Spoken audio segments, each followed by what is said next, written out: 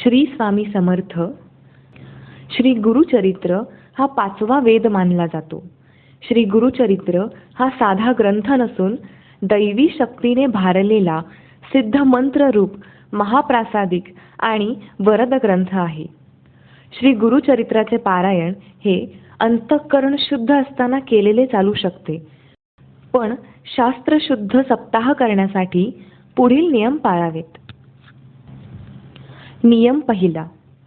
श्री गुरुचरित्र सप्ताह करताना प्रारंभ शक्यतो शनिवारी व सांगता शक्यतो शुक्रवारी करावी, कारण शुक्रवार हा श्री नृसिंह सरस्वती महाराजांचा निजानंदाचा दिवस आहे.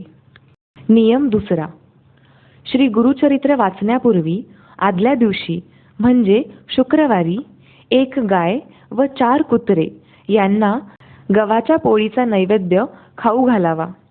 नियम तिसरा. श्री गुरुचरित्राचे वाचन पूर्व किंवा उत्तर दिशेला तोंड करून करावे.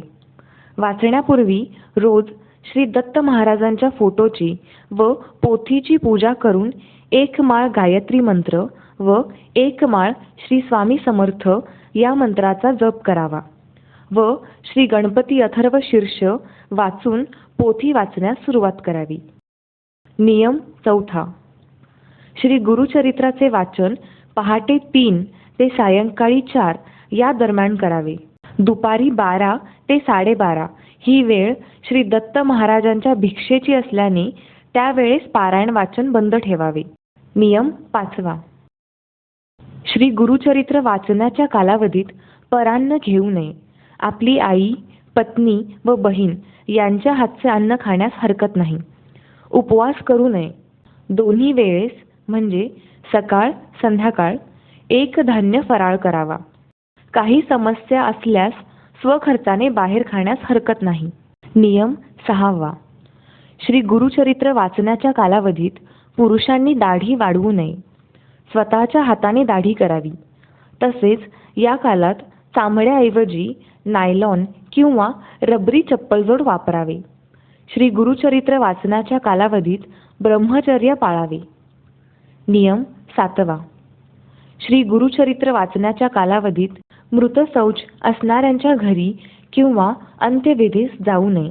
स्वतःच्या कुटुंबात जर मृत शौच आले किंवा जनन शौच आले तर अशा वेळेस श्री गुरुचरित्र पारायण दुसऱ्या कोणाकडून पूर्ण करून घ्यावे.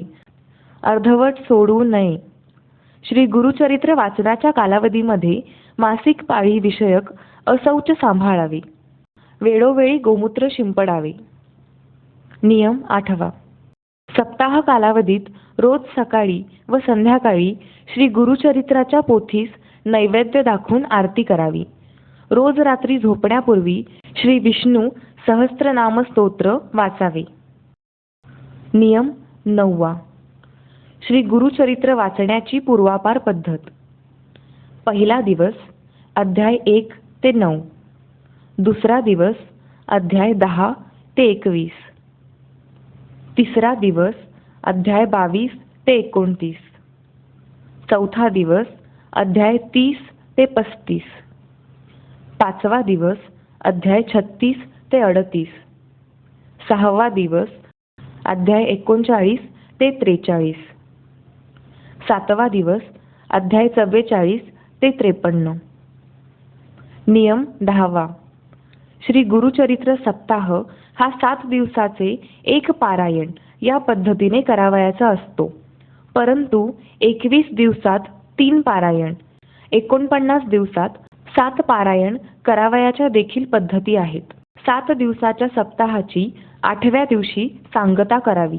सांगतेच्या दिवशी सकाळी 10:30 वाजता श्री दत्त महाराज, श्री कुलदेवता, श्री स्वामी समर्थ महाराज व एक श्री गुरुचरित्र ग्रंथाकरिता नैवेद्य मांडावा.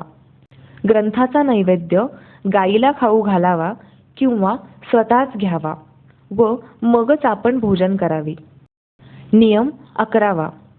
श्री गुरुचरित्र वाचनाच्या कालावधीमध्ये सुद्धा आपल्या नित्य सेवेमध्ये खंड पडू देऊ नये. श्री गुरुचरित्र 3 दिवसीय वाचू नये.